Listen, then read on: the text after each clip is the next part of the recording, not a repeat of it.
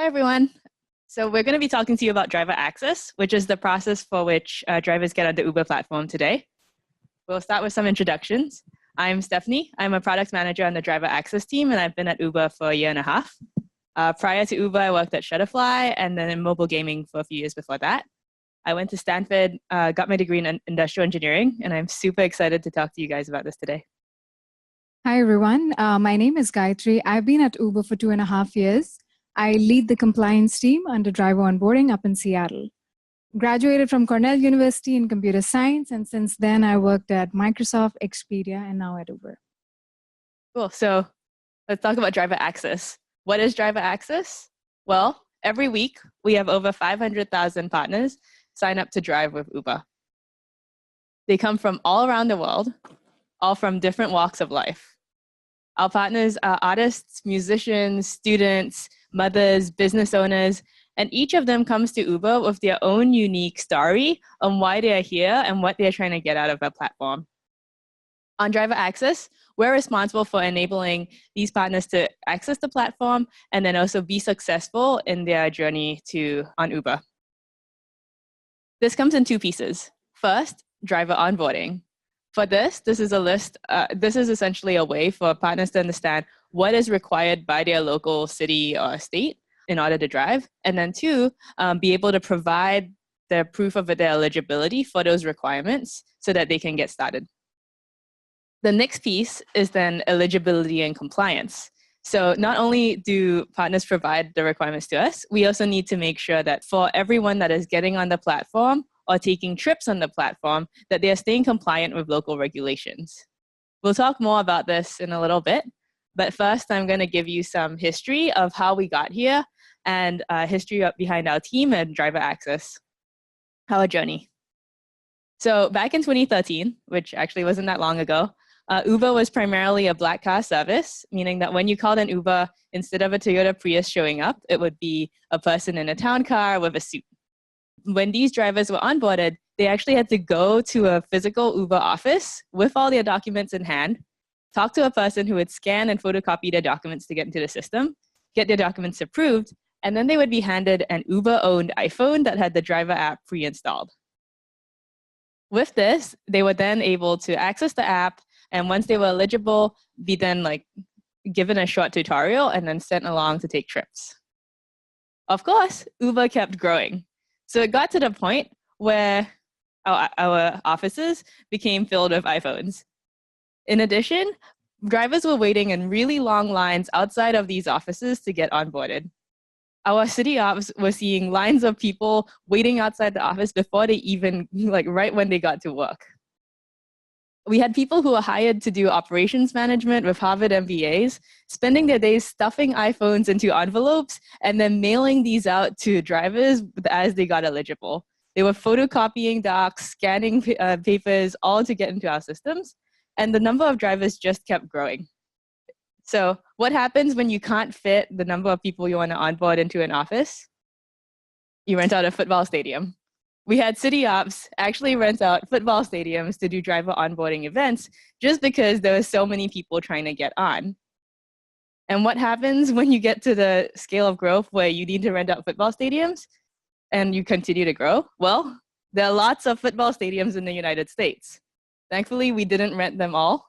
What we did instead was launch Bring Your Own Device, where now you can sign up and get the partner app all on any smartphone. So without having to go into an Uber office, without having to collect the device, you can get started on the app as long as you're eligible. So when we launched Bring Your Own Device, we continued to grow. In the last 2 years, we went from 600,000 active partners a week to now over 3 million active partners. At that scale of drivers growing, there was also a pretty steep increase in the number of signups. And we couldn't keep signing people up in person at our offices. So what we did instead was build virtual onboarding, which was the start of driver access. This enables any driver to sign up on the Uber app across our multiple business lines, so they can sign up for UberX, Uber Black, Uber Eats, Uber Rush, and then in the future, allows us to easily include more business lines as we grow. So things like Uber Freight. And then also roll this out to the 600 cities that Uber is in today. The trick with this is also then because our cities have such different regulations from each other, we needed to build a way that enabled each of these cities to customize their funnel. And what this happened was we ended up now supporting over 7,000 unique funnels globally, meaning there's 7,000 different ways someone can sign up and start earning with Uber. This had to be hyper scalable, meaning that we can allow many thousands of people to sign up at any given time. But at the same time, hyper localized, meaning that for each city, they needed to be able to really customize their requirements and do that on like as needed basis. Because given this industry, requirements change frequently and also very quickly. So we can't afford to allow drivers to be non-compliant on our platform, meaning that ops in the city need to actually, when the regulation changes, immediately go in and make that change for that specific city.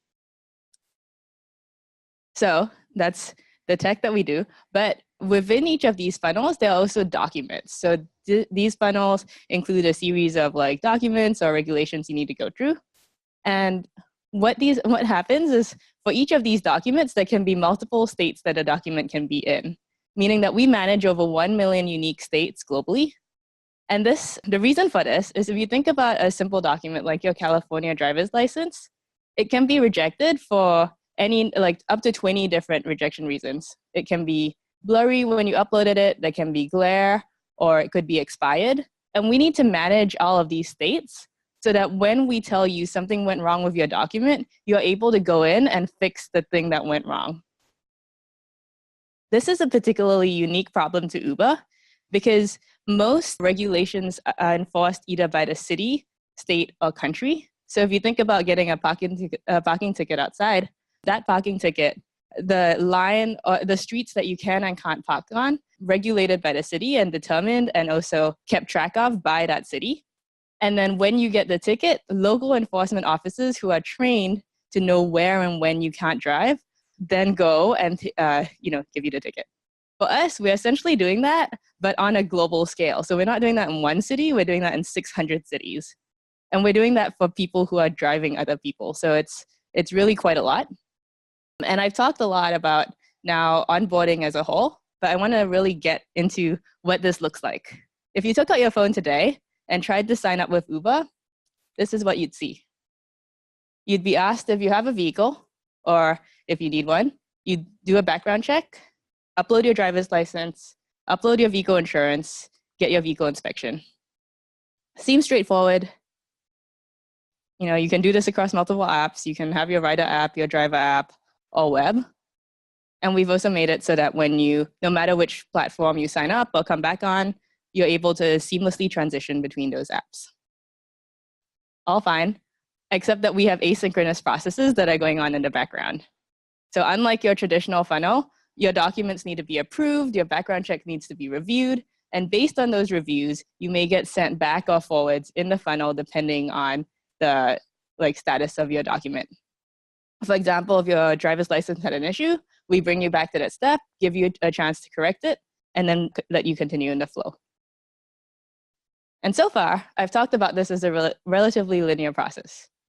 So you have a series of 3 to 5 documents, you upload them. If you get them all right, you're good.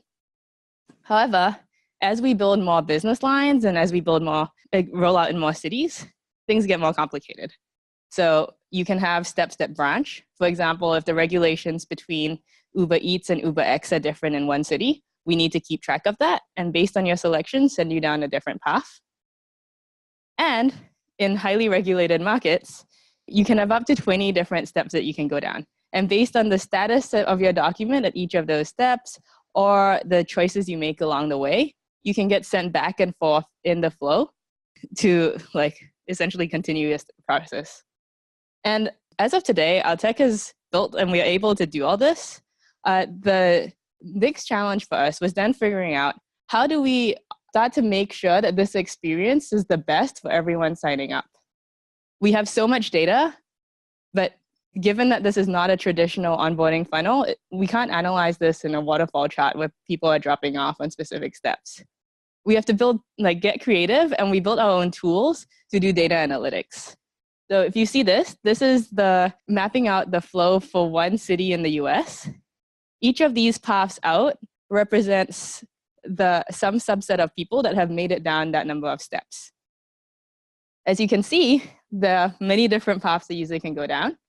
But with tools like this, we're able to then very quickly see which steps are people falling off on and where do we have to go and really improve the experience. The next step with this is starting to expand this out across the multiple cities we have worldwide. And we want to eventually start being able to map graphs like this from not just one city, but across cities globally. So even though two cities may not be geographically close together, they may be close together in terms of regulations or user behavior. And here at HQ, we want to be able to start doing machine learning to figure out how can we start mapping these things together and then help inform ops on the ground. So I've talked about onboarding as a concept, and now Gayatri is going to walk you through some of the tech behind all of these challenges that I've gone through. Thank you, Stephanie. So let's talk about some technical details here. This is the current onboarding architecture at Uber overall. A driver can sign up using one of the clients available to them. They could go online on the web or download an app on their mobile. These clients actually talk to a system that was developed at Uber called Interactive Partner Onboarding, or IPO. IPO handles all the functionality that is required to do onboarding at Uber. You can use IPO to define an onboarding flow for a city. You can use IPO to get the current onboarding status for a driver, and so on. While doing so, IPO talks to other services in the Uber ecosystem to get more information on driver and vehicle state. But the most interesting part about IPO is actually the onboarding state machine, or OSM. Onboarding state machine is basically a graph evaluation engine developed at Uber that is also capable of defining complex graph structures. Early in the presentation, Stephanie had spoken about how the onboarding flow for a city are defined as a series of steps, which could be simple and linear, or could be complicated with multiple branches in them. So OSM lets you define onboarding flow for a city as a state machine, where you can imagine a state machine to be a series of steps with transition rules from one step to the other. Another way to visualize this is also like a directed acyclic graph. Cool. So let's talk about what's the high-level process of defining an onboarding state machine or a flow for a city. So let's say we want to define what onboarding looks like for UberX in the city of Stockholm. I don't think we are there yet. But so let's say we have to define that. Our legal and operations team will get together and come up with the list of requirements that need to be met. Legal and Uber and more. A list of required documents have to be specified that the driver must absolutely supply in order to be onboarded. An example could be the Sweden's driver's license in this case. But collecting required documents is just a subset of all the onboarding requirements that need to be met. Our operations team have a way to define these requirements and also specify an ordering of these steps that the driver can see. Once these steps have been defined and ordered, a state machine, or what we call an onboarding graph, can be generated. Once this graph is generated, it is stored in IPO's data store to be later used when a driver goes through onboarding. But multiple state machines can be generated from the same onboarding flow. That basically enables something like SMS onboarding to have a slightly different order of steps. Certain clients don't even support certain steps. For example, if you're on web onboarding, you will see a step prompted for you to download an app on your phone. Whereas if you're already on the driver app, you don't see that step because you have the app. Let's go through when a driver is actually onboarding. So the state machine has been defined and we have generated it.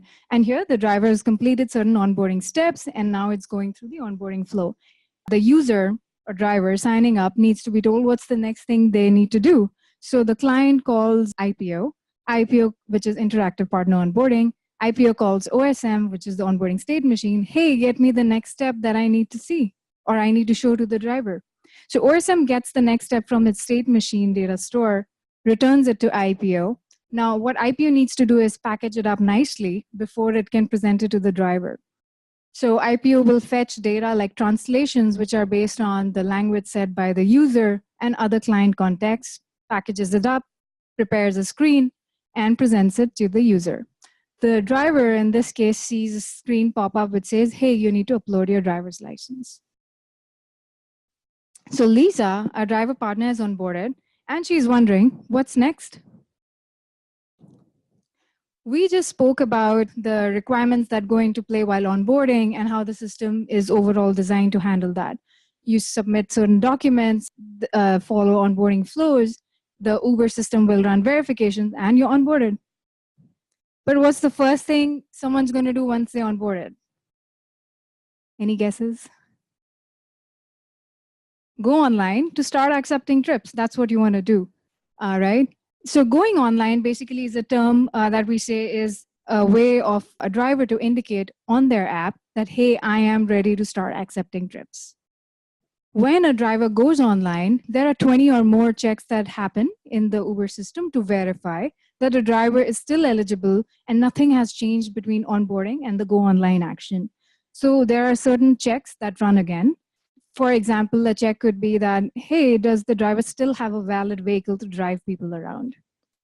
Before a trip is dispatched to the driver, there's a similar set of checks that happen. So for example, there's a driver already online near the airport area. Certain airports have certain requirements. And so the Uber system needs to verify or check that, does the driver have the right car to do this airport trip? What are the preferences set by the driver? Does that make the driver eligible for that airport trip, and so on? Okay, so this is the fun part. Let's talk about some actual real-world constraints that come into play that the Uber system has to deal with. So there's product context involved in determining, now we're talking about trip dispatch time. So there's product context involved in determining driver eligibility before a trip is dispatched to a driver. For example, if a driver has a not so great car or the two-door car, they can do Eats trip, but not Pool or UberX.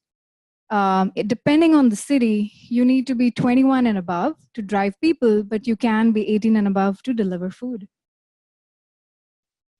There's geographical context in determining driver eligibility. In DC, vehicle inspection is required within 30 days of the first trip, and in Virginia, that's 90 days. And the Uber system has to handle that and keep that context.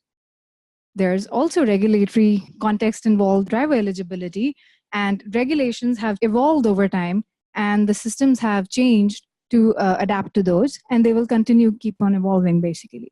So in 2014, California was the first state to regulate TNCs for ride sharing. TNC is Transportation Network Company, which is basically a platform that connects people to drivers who are providing these services. By the end of 2017, almost all the US cities had basically adopted these regulatory regimes for TNCs. In the next 2 years, we expect 50 Brazilian municipalities to roll out these regulations, and the Uber systems will have to change and adapt to these changes. So tying it all back together, so basically the onboarding system still fits into the ecosystem after onboarding is completed as well. Here we have a system called Compliance Enforcer that listens to change events that happen in the Uber ecosystem. So for example, a document expired or a background check expired, Compliance Enforcer listens to that change events and says that, hey, this driver needs to be reevaluated for eligibility or compliance. So Enforcer will submit that driver to IPO, which is Interactive Partner Onboarding, to say, hey, you need to reevaluate this driver. The result that is returned is then stored in the Enforcer data store to be later used when the driver goes online. Now, here the driver is going online for Uber Eats. So what happens at that time is the app calls into the Compliance Enforcer system to ask, hey, is the driver eligible or not? The result that is returned is basically used to determine driver eligibility. So we are just getting started, and there's just so much more to be done. Stephanie and I spoke about the real-world constraints or complexities that are in the system today, But that's constantly changing as we're onboarding more cities, more drivers, and actually launching more products at Uber with various regulatory requirements. That's why we're so excited to be working in driver onboarding and are looking forward to technical challenges that are ahead.